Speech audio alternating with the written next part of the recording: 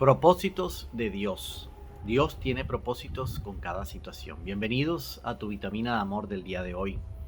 En el libro de Mateo, en el capítulo 26, esta mañana leía todo el capítulo 26 del libro de Mateo y me parece interesante lo que de alguna forma este capítulo relata. En los primeros versículos encontramos a Jesús diciendo que va a ser entregado para ser sacrificado, que va a ser crucificado. Y por consiguiente ahí sucesivamente también dice que se reunieron todos los ancianos de la ciudad, los escribas, los principales sacerdotes, para ver cómo hacían para apresar a Jesús, o sea, para ponerle una trampa y apresarlo. Veo siguiente también en esos versículos, cuando también Judas se vende por 30 monedas de plata, o sea, los sacerdotes se reúnen para mirar cómo la atrapan y Judas se ofrece para entregar a Jesús y recibe 30 monedas de plata. También veo en estos versículos cuando Jesús entra a Betania antes de ser crucificado y dice que una mujer le derrama un frasco de perfume pero demasiado costoso en sus cabellos. Tanto así que los apóstoles se molestan por este hecho y dicen que por qué no lo vendieron para darlo a los pobres. También incluso en este capítulo veo cuando Jesús predice que Pedro lo iba a negar 3 veces. Y yo meditaba un poquito en todos estos hechos que nos narra este capítulo 26 del libro de Mateo. Y yo puedo ver que aún la reunión de los sacerdotes, los escribas, de todos estos ancianos, era necesaria que ocurriese para que a Jesús lo pudieran crucificar. Incluso yo no veo a Judas como una persona que hizo lo que él quería, sino que aún estando llevado por Satanás, por el dinero, hizo la voluntad de Dios. O sea, era un propósito que eso sucediera.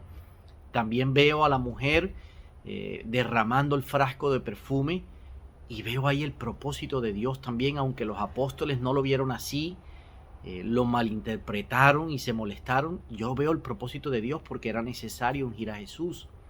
Incluso cuando Jesús predice la negación de Pedro, también lo veo como un propósito de Dios, aunque Pedro en el momento no lo entendió, pero era necesario que Pedro se afianzara, era necesario que Pedro entendiera que todos podemos caer. Como dice la palabra, el que se crea firme, cuídese de no caer. Y era necesario que Pedro cayera para que se afianzara, para que pudiera entender a otros, para que tuviera misericordia cuando otros caen. Entonces yo veo una cadena de sucesos que algunos eran, para nuestro parecer, eran malos porque iban a crucificar a Jesús, otros eran buenos porque estaban ungiéndolo, otros eran necesarios, pero yo veo la mano de Dios en todos esos sucesos. O sea, cada uno de esos sucesos estaba siendo dirigido por Dios, aunque aparentemente podemos ver que no, podemos pensar que no, en todos ellos estaba la mano de Dios. Y yo traía eso a mi vida esta mañana y les confieso que pude entender muchas cosas, porque creo que cada uno de nosotros podemos estar viviendo momentos de crisis, situaciones que no entendemos, que no comprendemos, que aún pensamos que Satanás se ensañó con nosotros en esta situación. Puede ser una enfermedad, una crisis con los hijos, una crisis familiar, con nuestro cónyuge, puede ser una crisis financiera.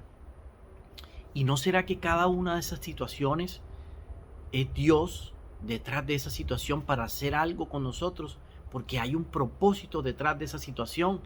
Y yo pensaba y decía, wow, Señor, o sea que si podemos estar en una crisis financiera es porque tú nos estás enseñando a valorar, nos estás enseñando a administrar, nos estás enseñando a dar gracias aún por lo poco. Que tenemos una crisis con los cónyuges, ¿no será que tú nos estás enseñando que te tienes que estar más involucrado en la relación? Que si tenemos una enfermedad nos estás enseñando a confiar más en ti.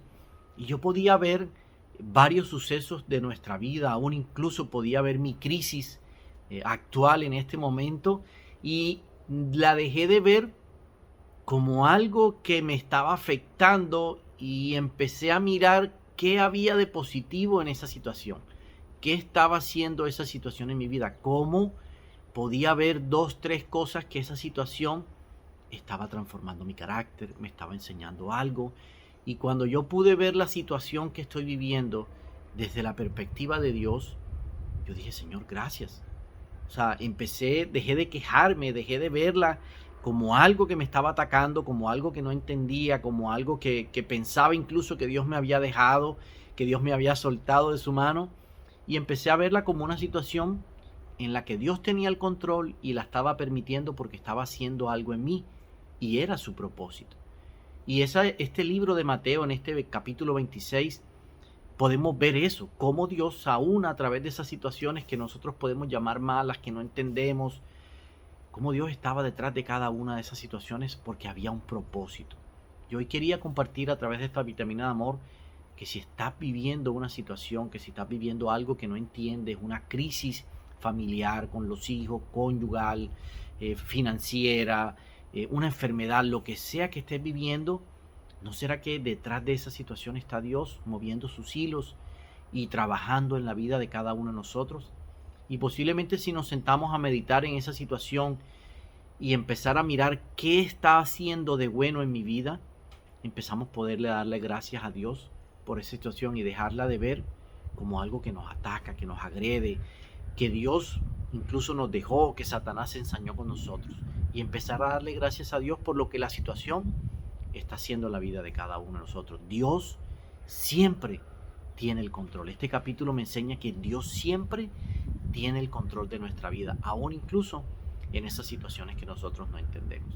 Espero que este mensaje el día de hoy te ayude, te enriquezca y te contribuya en este caminar que tenemos con el Señor. Dios te bendiga grandemente hoy.